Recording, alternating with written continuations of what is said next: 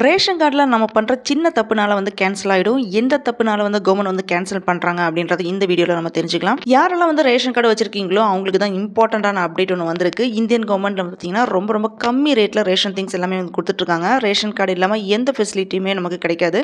இந்த ration card வாங்குறதுக்கு வந்து இந்தியன் கவர்மெண்ட் வந்து எலிஜிபிலிட்டி கிரைட்டீரியா எல்லாமே செட் பண்ணியிருக்காங்க. ஸோ அதை பேஸ் பண்ணி தான் ரேஷன் கார்டு வந்து நம்ம வாங்க முடியும். இந்தியாவில் பார்த்தீங்கன்னா நிறைய பேர் வந்து ரேஷன் கார்டு வந்து யூஸ் பண்ணிட்டு இருக்காங்க. நம்ம பண்ணுற ஸ்மால் மிஸ்டேக்னால கேன்சல் ஆக சான்சஸ் இருக்குது.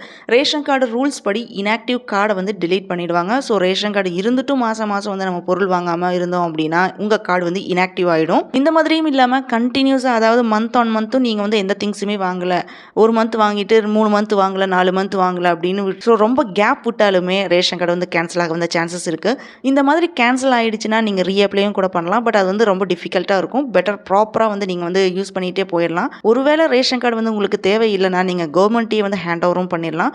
மந்த் ஆன் மந்த் ஏதாவது பொருள் வாங்கி கார்டை வந்து ஆக்டிவில் வச்சுக்கோங்க. இன்ஆக்டிவ் ஒரு கேன்சல் ஆகிடுச்சுன்னா நம்ம தான் வந்து அலையணும் கார்டு கிடைக்கிற வரைக்கும். என்னதான் ஆன்லைனில் ஆஃப்லைனில் நம்ம வந்து டாக்குமெண்ட் சப்மிட் பண்ணனாலுமே கார்டு கிடைக்கிற வரைக்கும் நம்ம பொறுமையாக வெயிட் பண்ணி தான் வேணும். ஸோ கேர்ஃபுல்லாக வந்து யூஸ் பண்ணுங்கள். இந்த வீடியோ பிடிச்சிருந்தனா லைக் பண்ணுங்கள், ஷேர் பண்ணுங்கள், சப்ஸ்கிரைப் பண்ணுங்கள். See you all in the next video.